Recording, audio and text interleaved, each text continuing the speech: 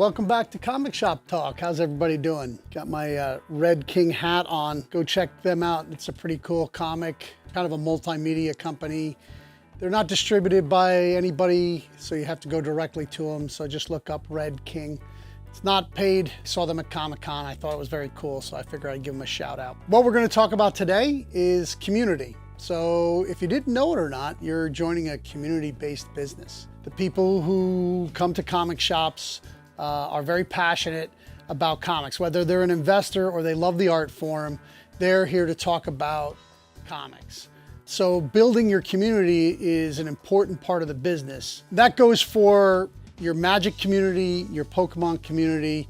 If you're fair with them, if everybody gets the same price, if everybody gets you can allow for discounts for veterans or different things like that. But I'm talking about when you're buying stuff from people, everybody gets a certain percentage. If you're selling to people, everybody pays a certain percentage. That way you become trustworthy, and that helps to build a community. Nobody feels that anybody is getting special treatment and so forth. Just a quick story. We had somebody move into like a block away from me that wanted to also do Magic. They poached one of the guys who was a regular player of ours to go over there and work and help them. I didn't even know they were opening up until they opened, and luckily, because I had stuck to the community-based and had treated everybody very well, all my customers were very loyal to me. Now, I said, listen, if I don't have a card and they have a card that you need, go buy it over there. If you feel more comfortable playing over there, that's a part of being trustworthy too. You can't hold on to things. It's just like regular life. You just can't hold tightly onto things.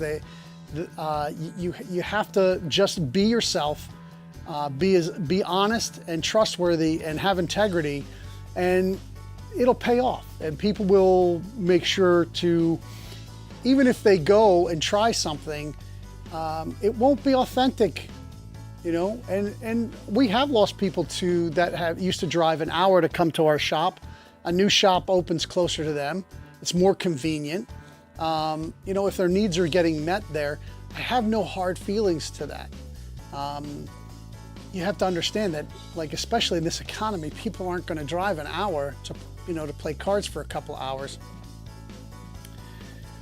Some still do. I still have people, but there's no store between me and this other place that they come from. But people do drive quite close to an hour to come play on certain nights and for our pre-releases. And I'm very appreciative of that. And that's important. You have to foster that kind of community. And the same in comics. And I have people that drive 3 hours. They don't come every week, of course. But, once a quarter, they make a pilgrimage because they want to come talk to me about comics. They want to come look at what I've gotten. I save stuff for them because I know what they like and what they want. So I'll put stuff away. And then when they show up, I'll pull out a short box and this is all the stuff I know you like. And they're excited about that. It's just what I remember about the old school comic book stores that I used to go to. So the community that you build in your store is only one community. You have to build a community of where you're at. We're in a very small city, so it's very, very important for us, even for people who aren't our customers, to hear them out about behind our store. Is it clean? Do we keep kids from hanging out and doing any mischief? And we have a little alleyway between us and another shop. Do people hang out front and smoke in front of the store in a big group? And we don't allow that kind of stuff. Single person can go out and smoke. We don't really allow them to do it in large groups. And that's basically a kind of a quality of life. You don't want the people in your community complaining about your store.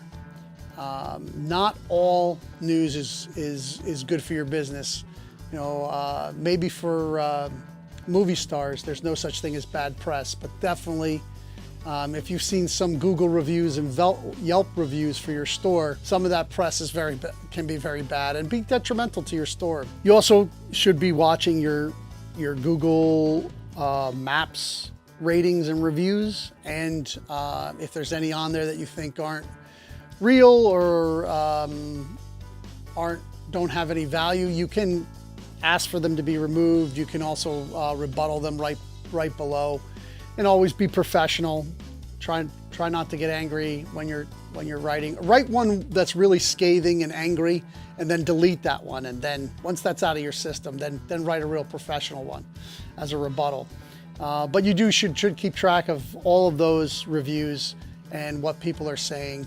And there may be stuff that you're doing that you didn't realize was irking people or bothering people. So again, it's listening to your community. And then there's the internet community. So, you're going to be on Instagram, you're going to be on Facebook.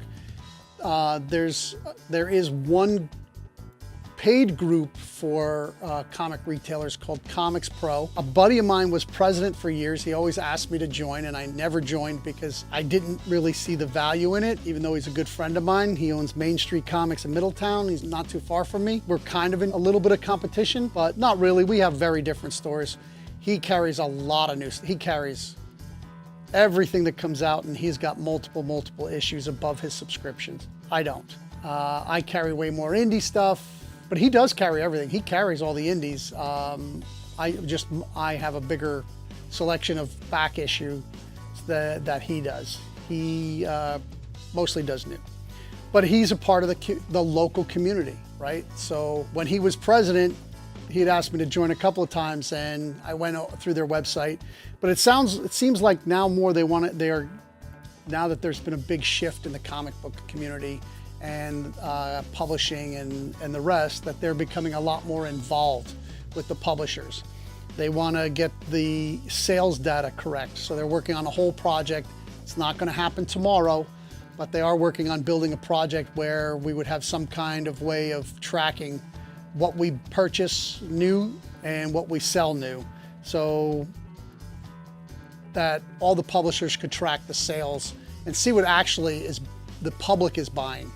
Because there's the sales that we make, right? As retailers, we buy from the publishers, but that doesn't mean we get all those books in the hands of actual comic book readers. And I can tell you about, as a guy that goes to, conventions and buys 10 long boxes or more from other dealers, that this stuff is not selling at cover price or even close. So that the numbers that they're showing aren't real. And that's another thing you can learn from your community.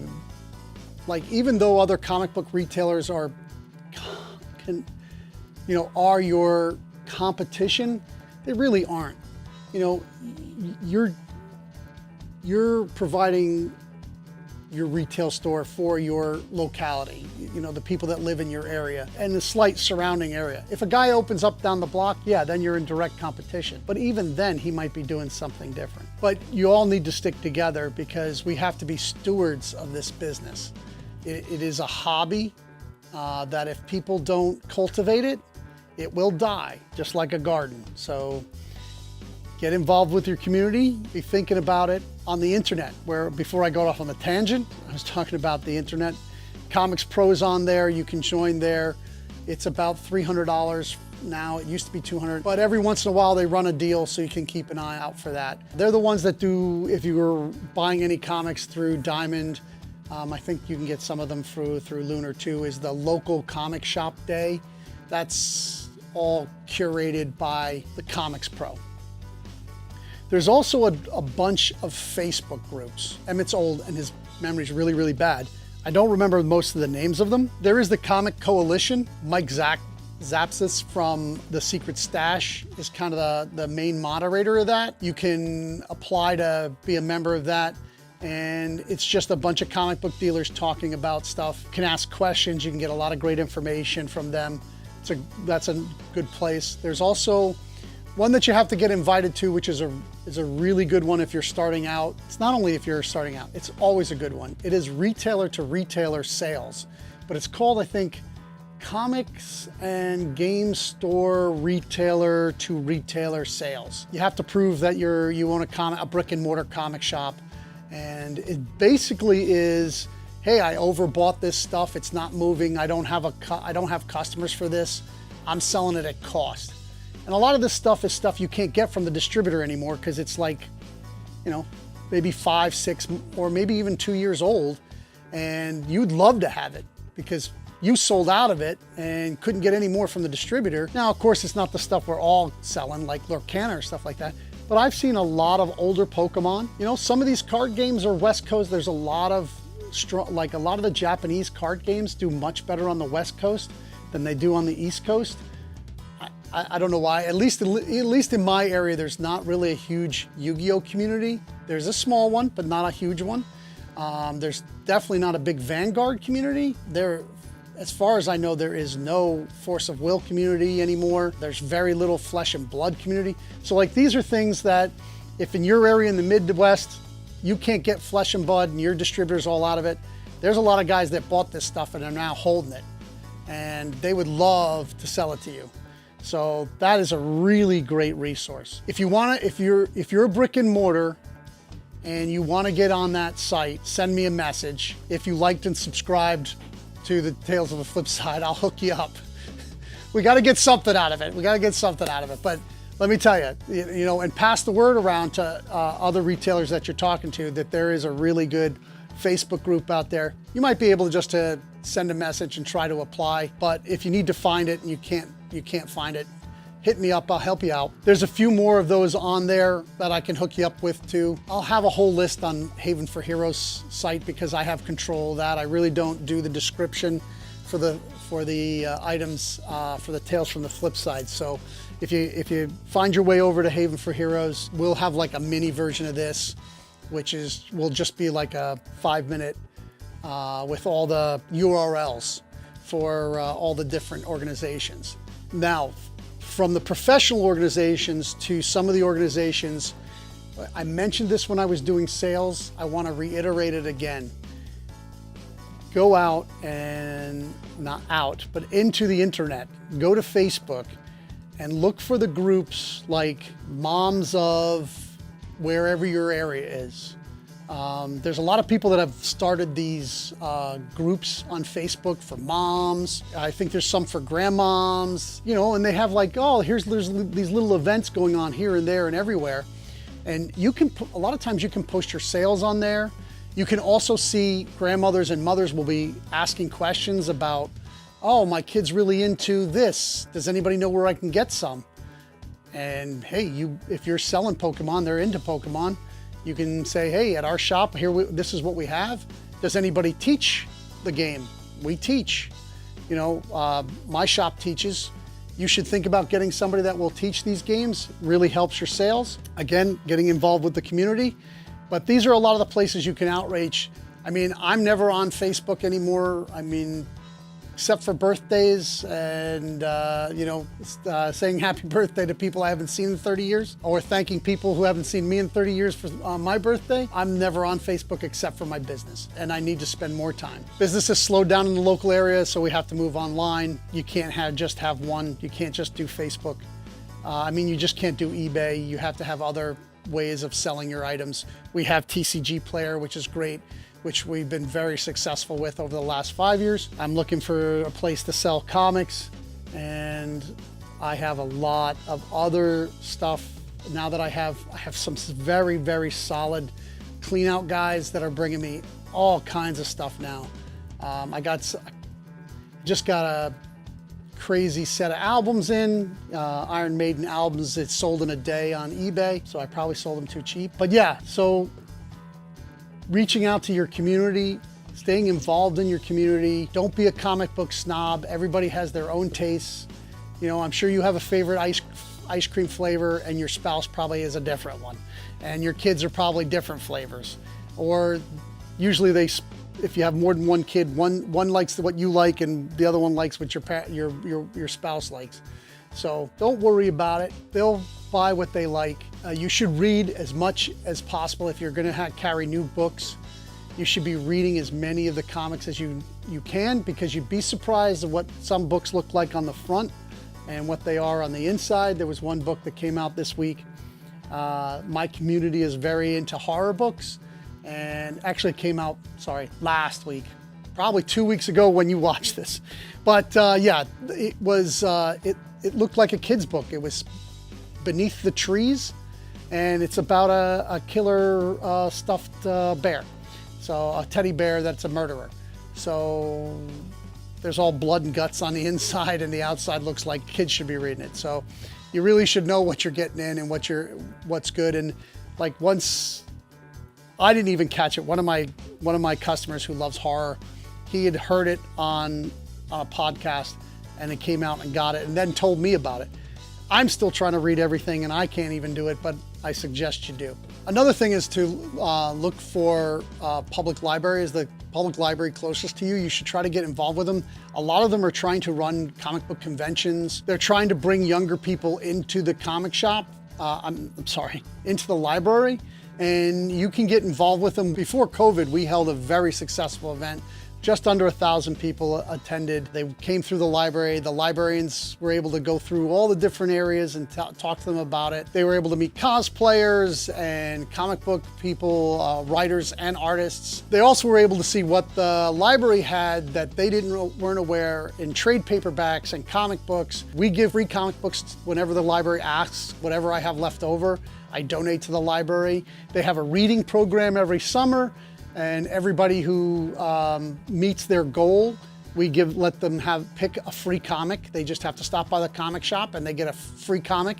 Not a free comic book day comic, any comic in the shop for free. Not off the wall, let's not get crazy. But any new comic book, age appropriate, they're able to take home and read for free. And we eat that cost, but it's goodwill in the community, and that's a good thing to have, is goodwill. There's also community events that they have, like we have quite a few street fairs, and I've talked about them, like the big sales that we have when we have the street fairs. It usually is good for at least a week's worth of money, and sometimes a month. Be aware that they're happening, somehow get involved. If it's not down the street that you're on, try to get a booth. We have a very small paper that comes out. We advertise in that it comes out like quarterly, and we advertise in that religiously. It is kind of the only paper locally that they read, and all it is ads. It's just ads. There's no news in it, but the local community eats it up. And if they don't have one, maybe you should get one, or maybe you should start doing one and produce it. The school, when they do a play, we donate to them to put an ad in their flyer, in their book. So we get involved in all the different community activities that's happening locally that we can afford to do. There's a local horse farm that does rehabilitation for veterans and other people with post-traumatic stress, which is a wonderful thing. They get to go out and ride horses and groom horses and take care of them. We do the event with them every year. Their customers, the people that come out and do their events, aren't really our customers. But you know what? They might have something for me to buy. You gotta remember that too. You wanna be involved in the whole community, even if they're not into comics, even if they're not into video games or toys.